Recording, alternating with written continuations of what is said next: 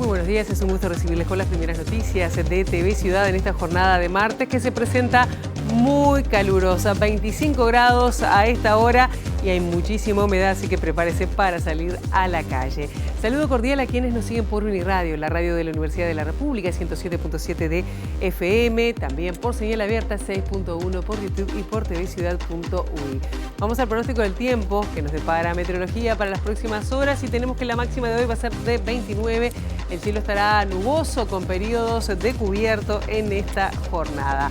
¿Qué pasará mañana en el área metropolitana? Y bueno, el alivio de la lluvia, por lo menos para aquí, para Montevideo, 22 y 26, mejora un poquito la temperatura, que hoy está, como dijimos, bastante pesada. Mañana va a ser la máxima de prácticamente lo que estamos viviendo hoy, con un poquito de lluvia refrescante. Y el jueves, para la área metropolitana, se aleja la posibilidad de lluvias, el cielo seguirá algo nuboso y las temperaturas extremas 21 y 26 en esta semana. Tenemos muchos temas para compartir con ustedes hasta las 9 de la mañana y bueno, mucho tiene que ver, como decíamos, en los últimos días con temas políticos porque bueno, se acerca el cambio de mando presidencial y siguen surgiendo novedades. Y se siguen conociendo designaciones, en este caso, ¿quién ocupará la titularidad del INAU?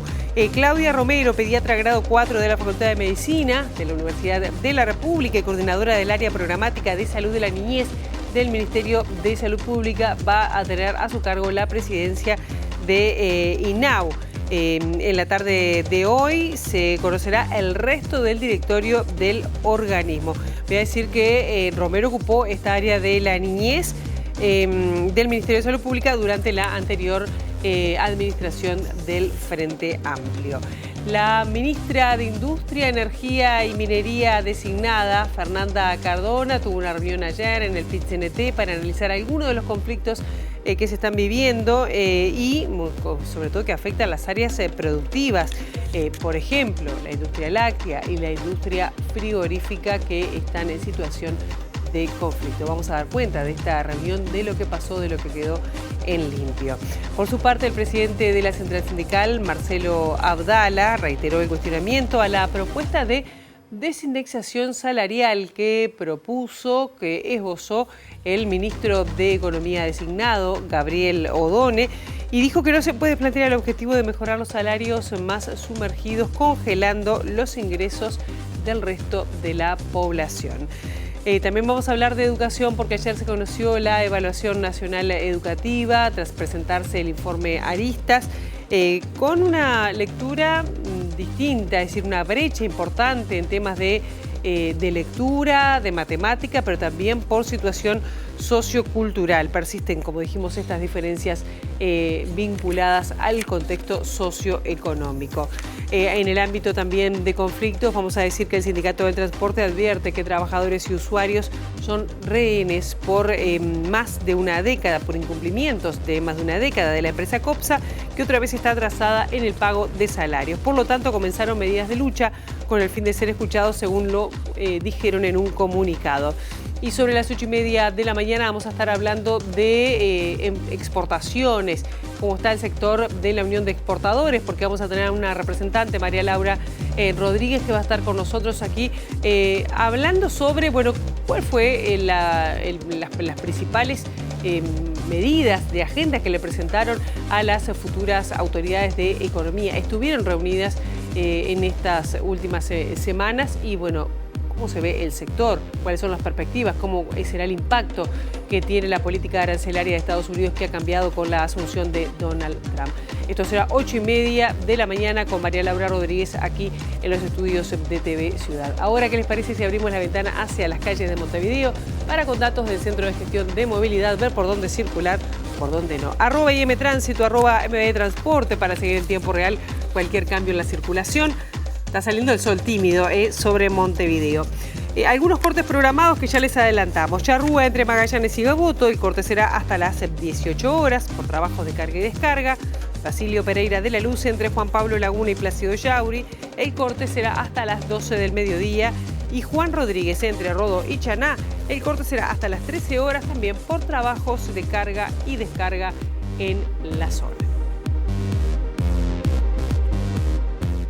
Comenzando el desarrollo informativo, ayer hubo una reunión y la futura administración, representantes del gobierno electo, le presentaron a los representantes de la oposición un listado de 34 cargos para que sean ocupados por los partidos con representación parlamentaria. Los partidos que conformarán la futura oposición van a plantear una propuesta, una contrapropuesta en forma conjunta. El secretario de la Presidencia designado, Alejandro Sánchez, recibió en el edificio Plaza Alemania a los representantes de los partidos políticos con presencia parlamentaria. Álvaro Delgado por el Partido Nacional, Andrés Ojeda por el Partido Colorado, Guido Manini Ríos por Cabildo Abierto, Pablo Mieres por el Partido Independiente y Gustavo Salle por Identidad Soberana, que adelantó que su agrupación no aceptará ningún cargo. La lista de 34 cargos ofrecidos a la futura oposición implica representantes en Antel, UTE, ONCE, AFE, la Administración Nacional de Correos, el Instituto Nacional de Colonización, el Banco Central, el Banco República, el Banco de Seguros, la Administración Nacional de Puertos, la Agencia Nacional de Vivienda, el Banco Hipotecario, el Instituto del Niño y del Adolescente del Uruguay, el Instituto Nacional de Inclusión Adolescente, la Unidad Reguladora de Servicios de Energía y Agua, la Unidad Reguladora de Servicios de Comunicación, la Corporación Nacional de Desarrollo, el Instituto Nacional de Evaluación Educativa y la Junta de Transparencia y Ética Pública. También un delegado o delegada en la Comisión Técnico Mixta del Frente Marítimo y en la Comisión Administradora del Río de la Plata, 4 ministros, la Secretaría Letrada y Subdirección de la Oficina Nacional de la Corte Electoral, 3 ministros en el Tribunal de Cuentas, la Prosecretaría de la Cámara de Diputados, de la Cámara de Senadores y de la Comisión Administrativa del Parlamento. Tras la reunión, el ex candidato a la presidencia por el Partido Nacional, Álvaro Delgado, dijo que cada partido estudiará el listado y se realizará una contrapropuesta en conjunto con puestos que no se incluyeron. El investigador Daniel Buquet de la Universidad de la República dijo que los cargos que se están negociando no son para integrantes de la primera línea de dirigentes partidarios, sino que en realidad son para otra línea y que en muchos casos compensan la desocupación en que quedan algunos dirigentes políticos. Son cargos para, no para el principal líder de un partido, más allá que sea un partido chico, ¿no?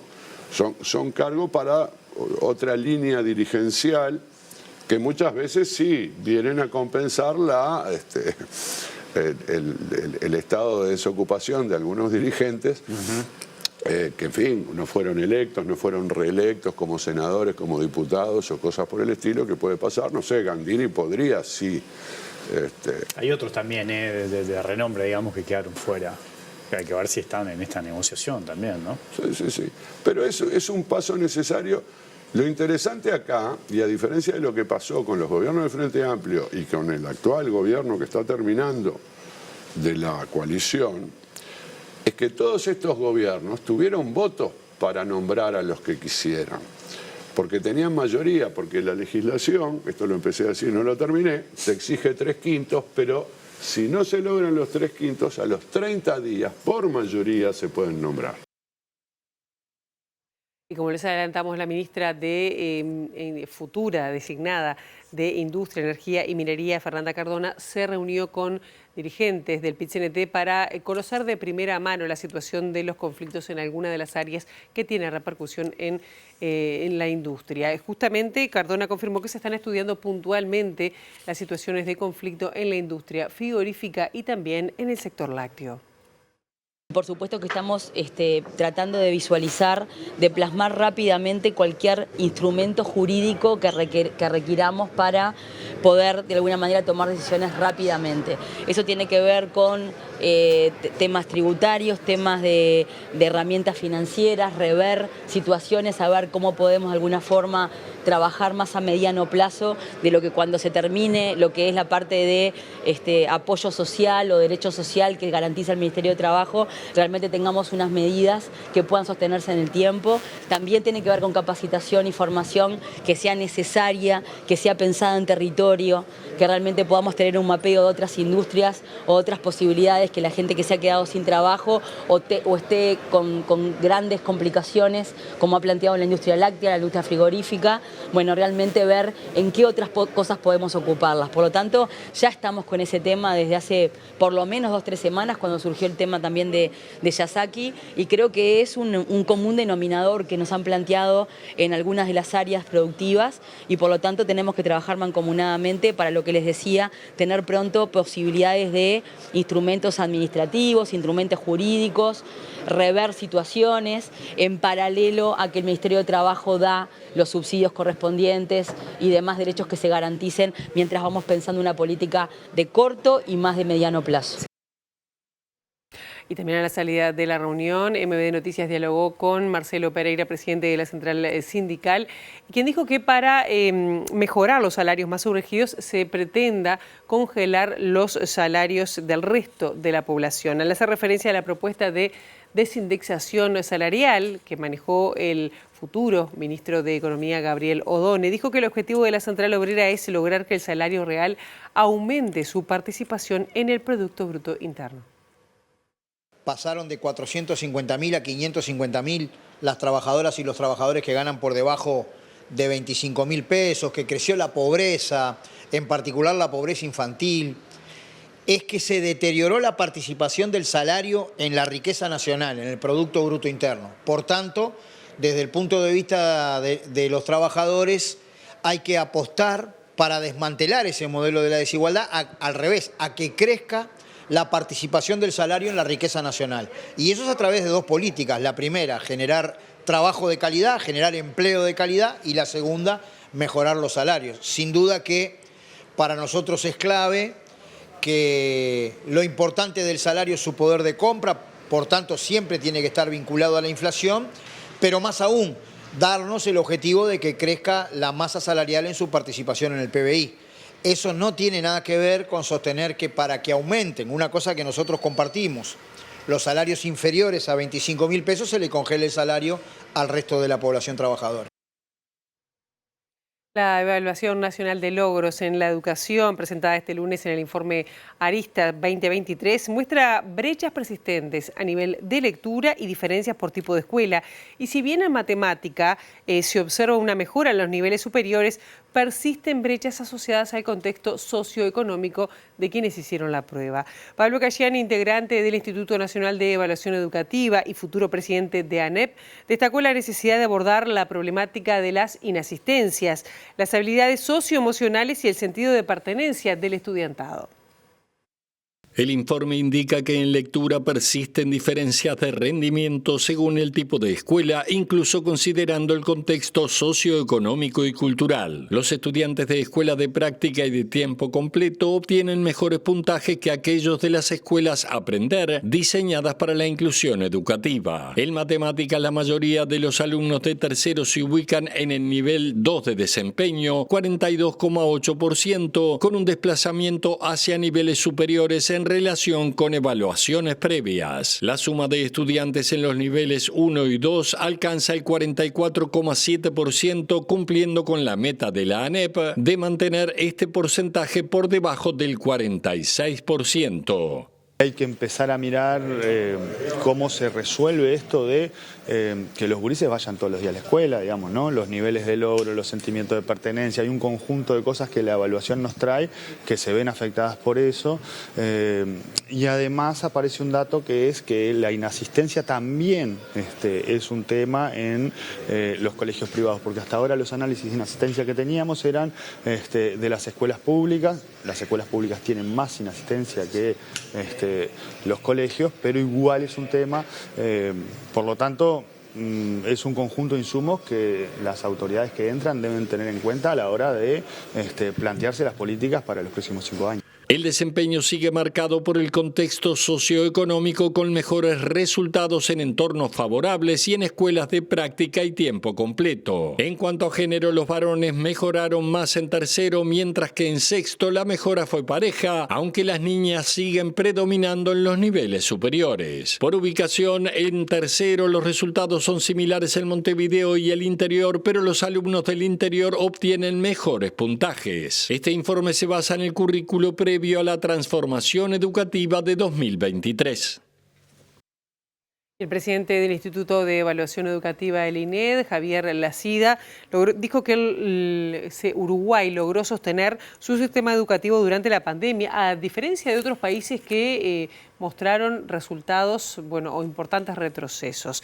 El jerarca advirtió que sobre el estancamiento en los aprendizajes de sexto año y la persistente inequidad en el acceso a educación de calidad, subrayando la necesidad de mejorar el ambiente escolar y también las políticas de apoyo.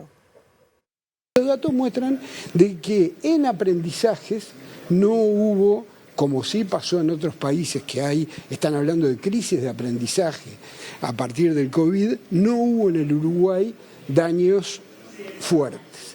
Lo que sí se constata en aprendizajes es lo que ya veníamos viendo, que el mantenimiento de una situación de estancamiento y de inequidad que, a nuestro juicio, fundamentó adecuadamente y orientó bien la decisión de transformación educativa. Mejoró el liderazgo de los docentes, mejoró el trabajo en equipo de los docentes, mejoraron los indicadores de innovación. Hay sí incomodidad, desacuerdos y sentimiento de sobrecarga de parte de los docentes por la transformación. Uno diría, es difícil que un proceso de cambio no tenga estos ruidos. El asunto es irlos canalizando, es tomarlos en cuenta, por eso es bueno medirlos, por eso es bueno tener los datos y ver cómo se van ajustando. Pero en realidad los indicadores de trabajo de lo que hacen los docentes empiezan a cambiar.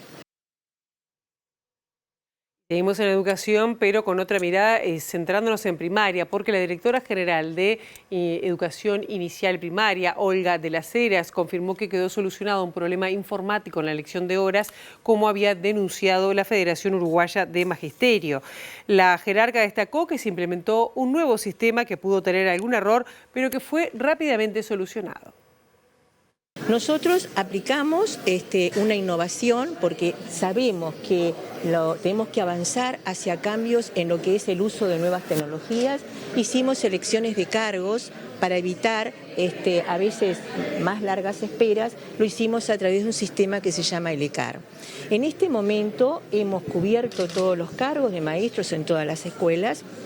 Y si hubo alguna dificultad en la aplicación de este nuevo sistema informático, fue debido a algo de los servidores que fue puntual, fue un día y una elección de cargos. No fue en todas las elecciones de cargos y eso se pudo solucionar rápidamente. Y en cuanto a las inscripciones, que fue otro tema informático, nosotros hicimos 2 fases de inscripciones, una el año pasado, que fue en el mes de octubre, y ahí llegamos a aproximadamente 40.000 inscripciones de niños. Cuando hablamos de inscripciones hablamos de niños nuevos que entran al sistema, porque las demás pasaje es pasaje de clase a clase, como se acostumbra cuando pasan de un grado a otro. Luego en febrero tomamos otro periodo de inscripciones de 3 al 21 de febrero, en la cual llegamos casi 4.000 inscripciones más. Hay que tener en cuenta que esas inscripciones son niños que vienen de colegios privados, algunos de ellos, o niños extranjeros. Nosotros en este momento, el viernes 21, hicimos una reunión con todo el equipo de la División de Tecnologías Educativas y con todo el equipo nuestro de primaria, a poner a punto de cómo estamos. Estaban representantes de la FUN que participaron, donde evacuaron sus dudas, le contestamos las dudas que tenían, que los directores podían ver los cupos a partir del sábado para ver cómo distribuían en las clases. O sea que en esta semana los directores están trabajando. Y hoy, al mediodía, quedamos de intercambiar con la FUN cuáles eran los puntos que ellos decían puntualmente en qué escuela y cuál situación. De las Heras agregó que bajo ningún concepto hay una situación caótica y que todo se está trabajando con mucha responsabilidad. Se siguen conociendo algunas de las designaciones de quienes ocuparán algunos cargos de responsabilidad en el próximo gobierno. Después de la confirmación del exdirector de la Dirección Nacional de Apoyo al Liberado, Jaime Saavedra, como principal figura del Instituto de Inclusión Social Adolescente, el INISA, que ya informamos sobre la tarde de este lunes, informó que Claudia Romero, pediatra grado 4 de la Facultad de Medicina de la UDELAR, y coordinadora del área programática de salud de la niñez del Ministerio de Salud Pública durante la anterior administración frente amplista, será la presidenta del Instituto del Niño y Adolescente del Uruguay, INAU. En tanto, Mauricio Fuentes, investigador de la Facultad de Psicología e integrante del Comité de Derechos del Niño de Uruguay, será el vicepresidente. Según informaron desde el equipo del nuevo gobierno, esta tarde se van a oficializar las nominaciones. Resta aún las designaciones correspondientes a la coalición. Estos anuncios se enmarcan en las expresiones de preocupación de los sindicatos de trabajadores de INAU e INISA por la demora del gobierno entrante en anunciar estas designaciones de los órganos rectores de las políticas de infancia. Y la plataforma de infancias y adolescencias, PIAIS, planteó su preocupación por las cifras alarmantes en materia de violencia hacia las infancias y adolescencias. Ximena Gianni, coordinadora de la organización Renacer, un programa de medidas no privativas de libertad para adolescentes, remarcó que como sociedad estamos en una situación de emergencia. O sea, fue muy paradójico y felizmente que el 6 de febrero sacamos el comunicado y desde el 6 de febrero a la fecha ya tenemos 4 niños, niñas, adolescentes baleados, entre ellos un niño de 4 años. Entonces, vaya si será una emergencia, vaya si será algo para pensar y bueno, esto también hacemos como alguna suerte de sugerencias también en este comunicado, en lo que venimos trabajando desde hace mucho tiempo, ¿no? Es una situación que está muy presente en los territorios, en los barrios donde trabajamos, es algo que lo vivimos a diario, es algo que también lo venimos denunciando a partir de estas placas, que también es un subregistro, lo queremos aclarar, ¿no? Porque trabajamos con lo que sale en los medios de comunicación. Nosotros en el relato, en las entrevistas que sostenemos en el cotidiano, en nuestra labor, tenemos acceso a más información que no es reportada por los medios de comunicación y también otra cosa es que bueno, que están este subregistro también responde a Montevideo, ¿no? ¿Qué pasa en el resto del interior del país? Que también suceden situaciones del estilo, capaz que en menor medida, pero sí está presente y eso también nos tiene que alarmar. En ese marco, Gianni afirmó que se pidió una reunión con las autoridades de gobierno salientes y entrantes, pero aún no han tenido respuesta. El designado ministro de Relaciones Exteriores, Mario Lubetkin, dijo que la política exterior del país la definirá y la va a ejecutar el presidente electo Yamandu Orsi. Entrevistado en Radio Mundo, Lubetkin dijo que en lugar de hablar de diplomacia presidencial, dijo definirla como acción presidencial que se ejecuta en las diferentes secretarías de Estado a partir de las definiciones del primer mandatario. La acción del presidente o la acción de los presidentes son los verdaderos responsables de la política internacional. Yo te pondría un poquito en discusión lo que es la diplomacia presidencial, es la acción presidencial. Nosotros todos los ministros somos colaboradores del presidente, punto. Cada uno en áreas específicas. Pero es el presidente el gestor de los grandes... Tú lo quieres llamar diplomacia presidencial, llámalo. Pero en verdad, para mí es la responsabilidad y la acción del presidente. El problema es que hoy la acción de política exterior no es simplemente pensar a las relaciones con tal cual país o la firma o la votación en Naciones Unidas. La acción internacional es profundamente relacionada a la política local. Yo no lo llamo diplomacia internacional, yo digo es la acción del presidente con el apoyo nuestro, que es mucho más sencillo y además es así y además creo que tiene ya muchos años porque hubo otros presidentes que también ejercieron una acción protagónica en política internacional. No tengo que dar los nombres, pero quien nos está escuchando sabe perfectamente. Y eso va a ser el presidente Orsi. El día a día del trabajo, de la política exterior, de la ejecución de lo que son los grandes lineamientos de política exterior, lo lleva adelante el canciller. Los sindicatos de TV Ciudad anunciaron este lunes que se encuentran en preconflicto debido a un recorte presupuestal que afecta la fuente laboral de unas 70 personas. A través de un comunicado, las decisiones que según la dirección del canal son consecuencia del recorte presupuestal recientemente aplicado sobre las dependencias del Departamento de Cultura de la Intendencia de Montevideo afectarán particularmente un conjunto importante de compañeros y compañeras que quedarán sin trabajo o pasarán a realizar muy pocas horas mensuales de labor, según dice un comunicado dirigido a la opinión pública. A su vez, concluyen que, como manifestamos en el ámbito de negociación bipartito abierto en 2023, las y los jornaleros padecen la peor modalidad contractual existente en la estructura de TV Ciudad, generadora de inestabilidad propia de los vínculos laborales más precarios. No cuentan con algunos derechos básicos como licencia por enfermedad, compensación por despido, seguro de desempleo, entre otros, denuncian los sindicatos de TV Ciudad. La Intendencia de Montevideo abrió la inscripción de emprendedores y artesanos interesados en acceder a uno de los 150 puestos vacantes en las ferias de Villaviarres de los sábados y en la del Parque Rodó los días domingo. El director del Departamento de Desarrollo Económico de la comuna, Gustavo Cabrera, dijo en MBD Noticias que es una oportunidad para generar puestos de trabajo para grupos familiares de bajos ingresos. Estos lugares uno tiene que inscribirse para poder acceder. Ya está abierto el formulario en la página web de la Intendencia a partir de hoy hasta el domingo 9 de marzo. Y bueno, a partir de allí, en función de la cantidad de inscriptos, veremos si tenemos que hacer un sorteo o no tenemos que hacer un sorteo.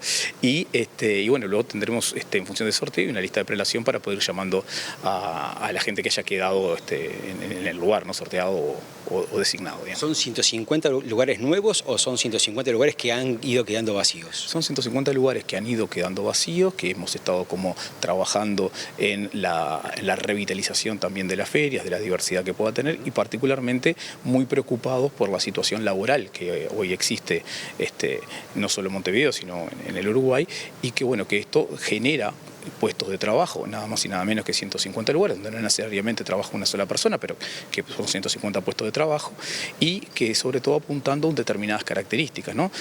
Quienes tengan que acceder, por ejemplo, ¿sí? Los integrantes de su núcleo familiar no pueden superar un salario mínimo, tiene que ser producción nacional o elaboración propia, en fin, que apuntamos a determinado sector para que se puedan también desarrollar.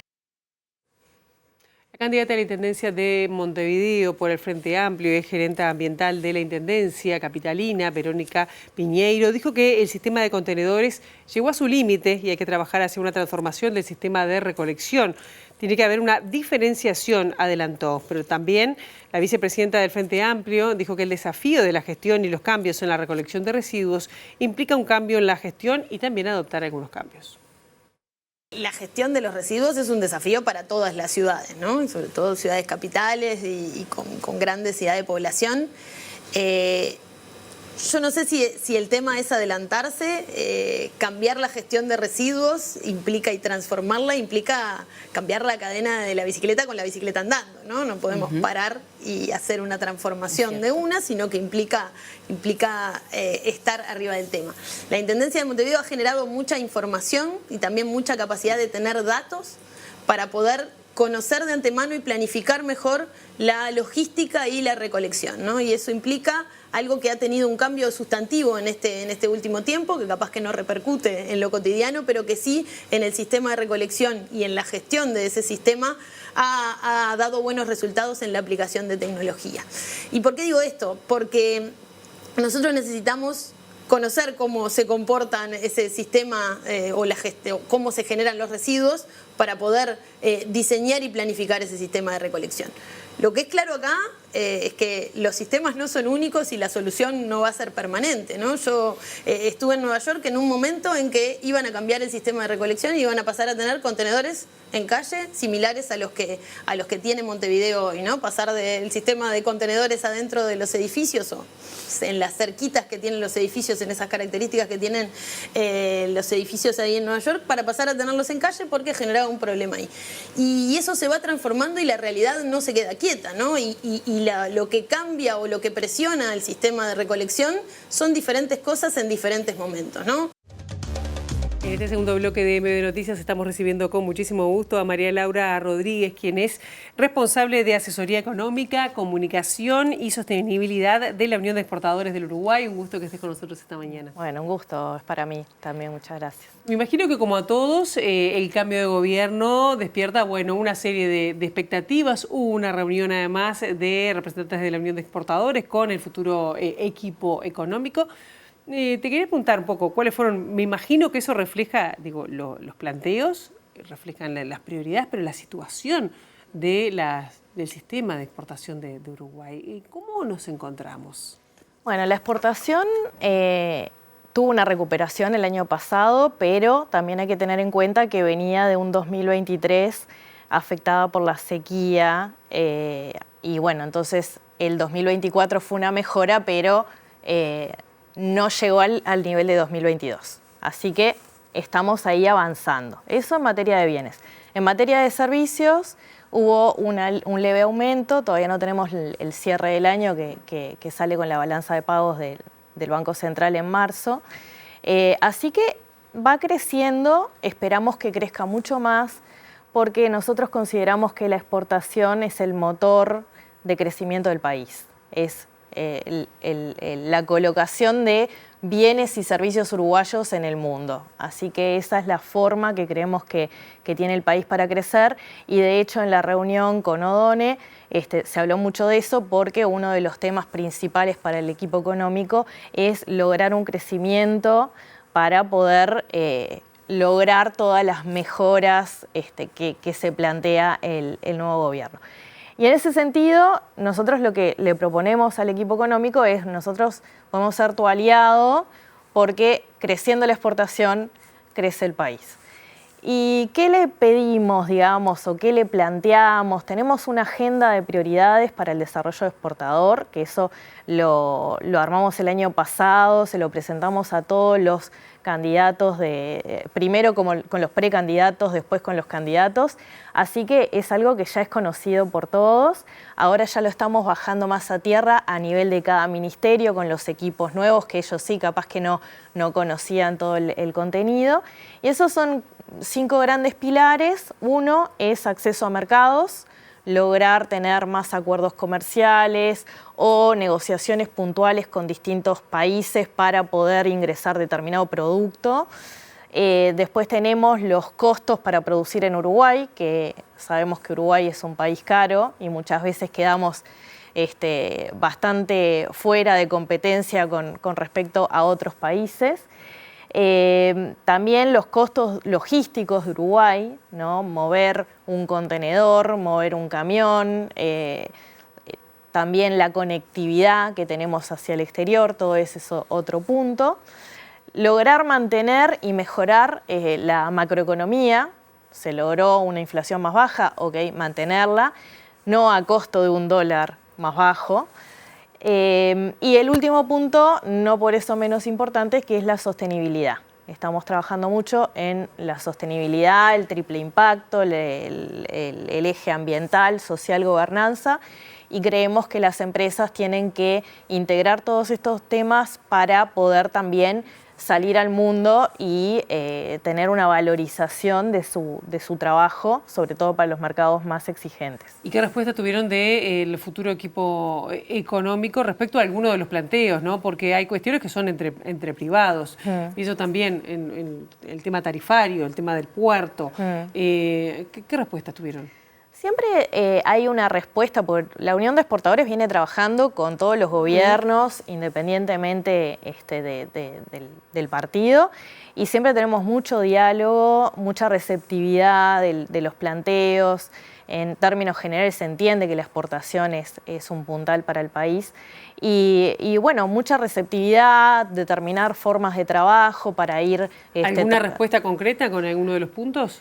No, esto es algo bastante de mediano plazo, pero si bien decías que hay cosas que son entre privados, todo tiene que ver el Estado de alguna manera en las reglas del juego que plantea para que los privados también se muevan. Entonces, en ese sentido, todo está vinculado.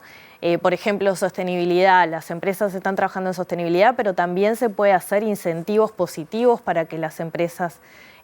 para las empresas que están avanzando, dado que el país se compromete a nivel internacional a tener avances, bueno, ¿quién lo va a implementar? Las empresas son buena parte de esa implementación. Mencionaste recién la baja de la inflación, o por lo menos el tenerla dentro de las metas que se había fijado el gobierno como un aspecto positivo. ¿Qué pasa con el atraso cambiario? ¿Cómo les está afectando?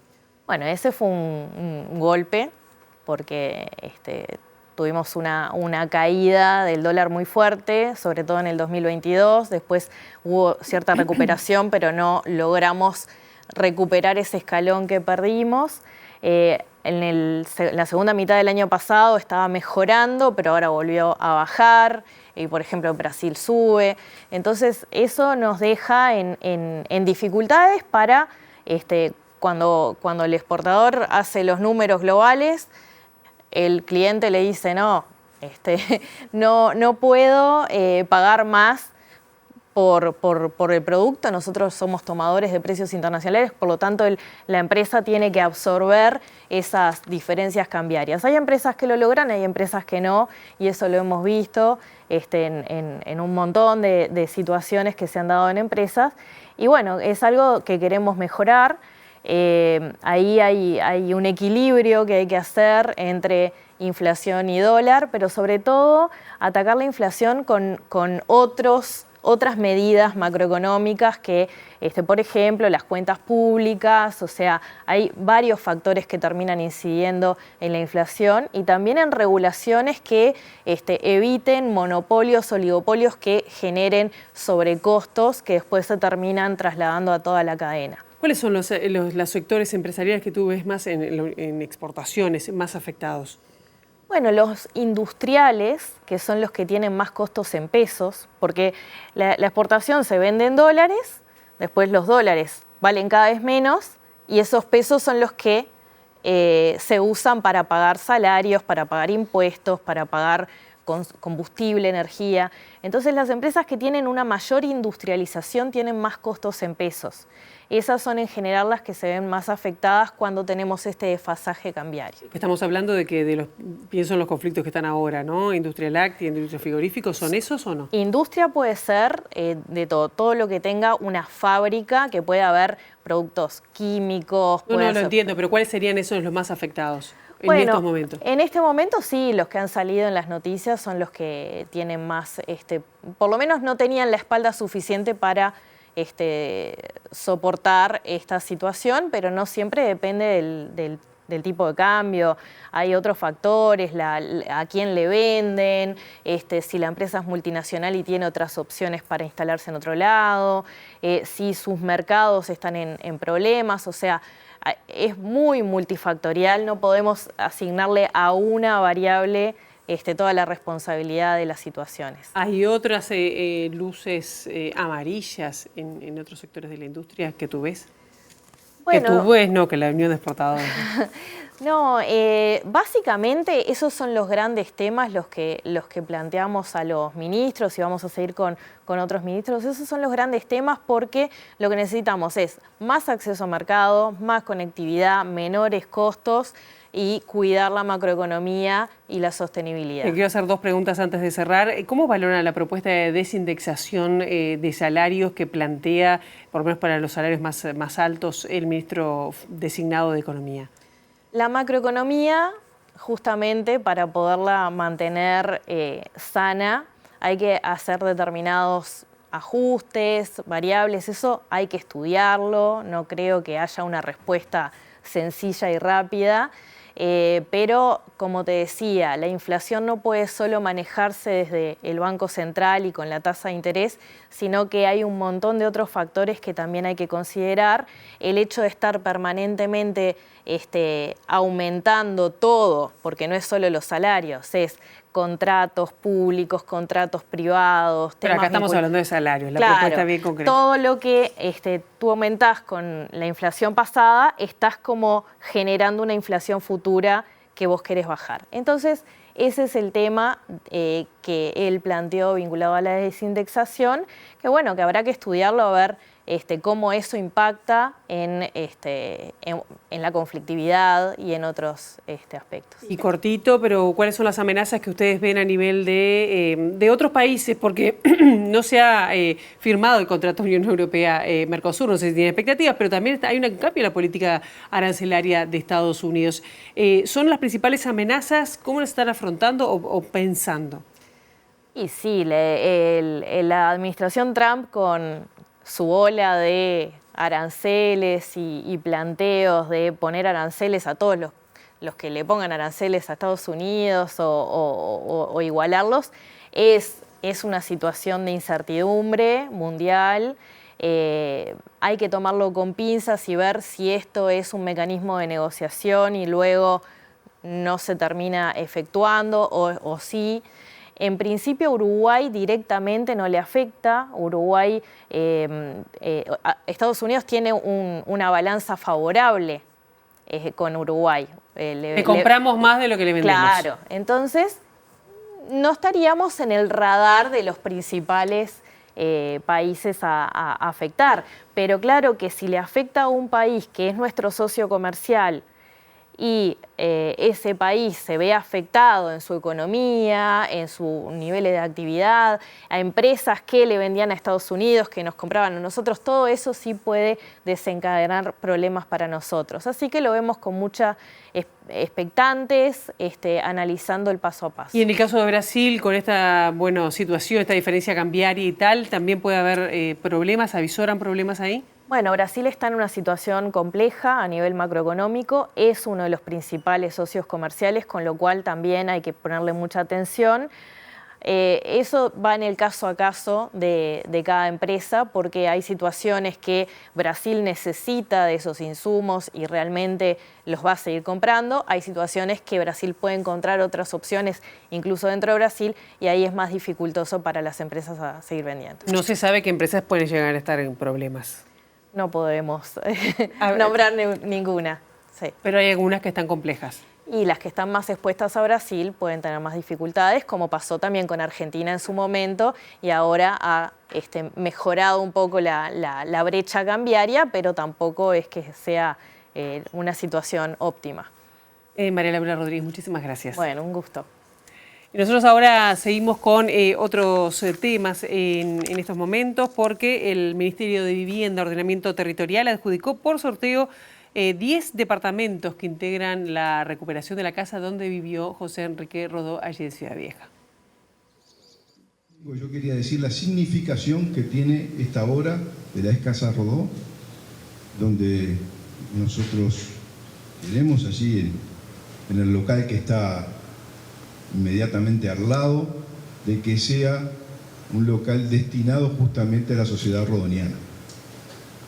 Por eso, a todos los vecinos que hoy se le van a sortear las unidades, sepan de que van a ocupar un lugar muy, pero muy especial, un lugar, una significación que obviamente no la tenemos otros que vivimos en otros lados. Ustedes van a vivir en un lugar que tiene una historia, que es parte de nuestro patrimonio, es parte de nuestra soberanía, porque Rodó es parte de nuestra soberanía. Es decir, estamos hablando de algo muy, pero muy trascendente. Por eso, felicitaciones a todos ustedes y arriba. Ahora nos vamos a exteriores de la mano de nuestra compañera Juliana Perdomo. Juliana, muy buenos días, bienvenida. ¿Qué novedades? Gracias, Pilar. Buenos días para todos. Como han informado en titulares, se agudiza la problemática de la empresa Copsa. Nuevamente hay falta de pago a los trabajadores de sus salarios. En este caso se reunieron ayer en asamblea y hoy los recibe el secretariado ejecutivo del PIT-CNT y estamos con Miguel Marrero, integrante de la dirigencia de UNOT. Muchas gracias por estos minutos. Bueno, hay medidas sobre la mesa. ¿Con qué planteos van a ir al PIT-CNT? Bueno, buen día. Un poco expresarle la preocupación a los compañeros, ya hemos estado hablando con algunos de ellos, pero la idea es hacerlo más formal con todo el secretariado, por la situación puntual que se da en estos días, que es nuevamente la falta de pago del salario en tiempo y forma, de los salarios vacacionales lo mismo, pero más que nada expresando la preocupación por la estabilidad de casi 1000 personas. Nosotros no sabemos qué va a pasar con la empresa Copsa. La empresa dice que quiere seguir trabajando, pero no da muestra de seriedad en cuanto a su forma de trabajar. Y nosotros entendemos que el gobierno que va a asumir a partir de la próxima semana va a tener que tomar necesariamente medidas muy profundas para poder estabilizar la empresa, para que los servicios se den en forma normal y para que los trabajadores sepan que van a terminar de trabajar, van a hacer sus jornales y van a cobrar como corresponde, cosa que hace una década que no pasa, ¿no? ¿Qué se les transmitió ayer en la reunión? Porque parece algo de nunca acabar. Sí, la empresa sigue diciendo que trabaja a pérdida, sigue reclamando. El año pasado, sobre el fin de año, se le otorgó un dinero por boletos de estudiante, por subsidio de algunos boletos de estudiante. Ahora dicen que no les pagaron el porcentaje que les habían prometido, que además no tienen seguridad de que eso se sostenga en el tiempo. Lo de siempre, siempre buscando algo nuevo como excusa para no pagar lo que corresponde. ¿Qué propuestas ponen los trabajadores sobre la mesa para paliar esta situación? Nosotros no manejamos los números de las empresas. En algún momento les dijimos, bueno, muestren los números, a ver si eso es real, lo que ustedes plantean. Llevemos nuestros técnicos, los compañeros del Cuesta Duarte, por ejemplo, para analizar si es verdad lo que ellos dicen. Y la empresa nunca estuvo dispuesta a hacerlo. Entonces, no sabemos si es verdad o no es verdad. Lo cierto es que todo el resto de las empresas trabajan con los mismos números, con las mismas tarifas, con los mismos boletos, con los mismos subsidios, y ninguna tiene problemas de pago. La única que tiene, como decíamos, desde hace muchísimo tiempo este problema es COPSA. Entonces ahí hay otros problemas que son internos, son de gestión, o ellos tienen otros intereses que no son los que corresponden a una empresa de pasajeros. ¿Qué medidas se deberían de tomar por parte del próximo gobierno para atender esta situación? Y bueno, hay un montón de cosas que se pueden hacer, hay un montón de variables. Nosotros hemos tenido algunas conversaciones, primero con la Comisión de Programa, en lo que tiene que ver con transporte del Frente Amplio. Prácticamente no nos dieron ninguna respuesta concreta de qué iban a hacer. Sí que están muy preocupados, sí que van a tomar medidas. Hay algunos cambios globales a nivel del sistema de transporte que se están proponiendo y entendemos que se van a llevar adelante. Sin duda que las elecciones departamentales de ahora de mayo van a tener mucho que ver con eso, pero nosotros pretendemos que específicamente con la empresa COPSA haya un tratamiento especial y sobre todo que haya controles y que haya garantías. En algunos momentos se hizo, por ejemplo, que los trabajadores tenían garantizado, digamos, su salario por medio del Ministerio de Transporte. Esperamos que en principio se haga algo de eso, más allá de una estabilidad laboral a largo plazo, ¿no? Para las próximas horas se evalúa paro de todo el sector. Nosotros estamos manejando todas las posibilidades. La idea no es hacer paro, el paro no nos gusta hacerlo. No le sirve a nadie, no nos sirve a nosotros y no le sirve a los usuarios. Además, en el caso particular de la empresa COPSA, una nueva violación, digamos, de los derechos de los trabajadores. Cuando hacen paro no les pagan el presentismo, que está expresamente garantizado en los laudos, dice concretamente que tienen que pagarlo, sin embargo no lo pagan desde hace muchísimo tiempo. Lo hemos planteado en todos los ámbitos, pero no hemos logrado que ellos cambien eso. Para un trabajador de COPSA, hacer un día de paro implica perder 2 días de su salario. Y además dejamos a la gente tirada, cosa que no nos gusta en lo más mínimo, por eso tratamos de ser lo más cuidadosos, lo más razonables. Lo que pasa es que la empresa es la que pone de rehenes a los trabajadores para que paremos y hagamos presión ante el gobierno para lograr lo que ellos plantean. Es un mecanismo muy perverso, ¿no? Muchísimas gracias. Por favor. Bueno, Pilar, allí la palabra de Miguel Marrero. Les reitero que a las 11 los recibe el Secretariado Ejecutivo del PIT-CNT, así que tendremos más novedades en la edición del mediodía.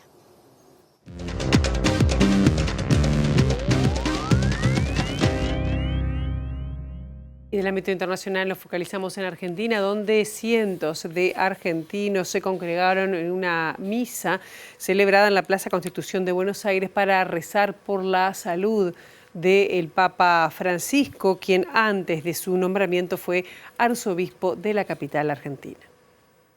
La oficina de prensa del Vaticano informó que el Papa Francisco pasó bien la noche y está descansando. En las últimas horas habían circulado varias versiones sobre la salud del sumo pontífice, algunas de ellas indicando que su estado era crítico. El arzobispo de Buenos Aires, Jorge García Cuerva, presidió una homilía en la que dijo que celebramos esta misa por la salud del Papa, en esta plaza en la que más de una vez Francisco, cuando era el cardenal, dijo que muchos se hacen los sordos y no quieren escuchar el clamor, el grito de las víctimas de la injusticia y la exclusión. El grito de las víctimas de la injusticia y de la... Porque la empresa multinacional Telefónica alcanzó un acuerdo para vender su filial argentina a Telecom Argentina, participada por el grupo Clarín, por 1.245 millones de dólares. Según comunicó este lunes el operador al regulador español, la Comisión Nacional de Mercado de Valores. Telefónica vende su filial argentina por $1.245 millones, unos 1.189 millones de euros. La multinacional española ha vendido sus acciones a Telecom Argentina, empresa participada por el Grupo Clarín. La firma y cierre de la transacción ha tenido lugar simultáneamente este lunes. Esta es la primera gran operación del nuevo presidente de Telefónica, Marc Murtra, que el pasado enero sustituyó en ese cargo a José María Álvarez Payete. Una venta que está en línea con el plan estratégico de Telefónica y que contempla desinversiones en Latinoamérica para reducir deuda. Para financiar la operación, Telecom Argentina pidió 2 préstamos por valor de $1.170 millones. Tras conocerse la transacción, el gobierno de Javier Milei aseguró que evaluará, a través del Ente Nacional de Comunicaciones y la Comisión Nacional de Defensa de la Competencia, si la operación constituye o no la formación de un monopolio. Según el Ejecutivo argentino, esta adquisición podría dejar en torno al 70% de los servicios de telecomunicaciones en manos de un solo grupo económico. Llegamos así al final de esta primera edición. Ahora quedan en compañía de Ciudad Viva. La actualización informativa será a las 13, a las 18:55 y nosotros volvemos mañana bien tempranito con las primeras noticias de TV Ciudad acá a las 8 en punto. Pasen ustedes muy bien. Buena jornada.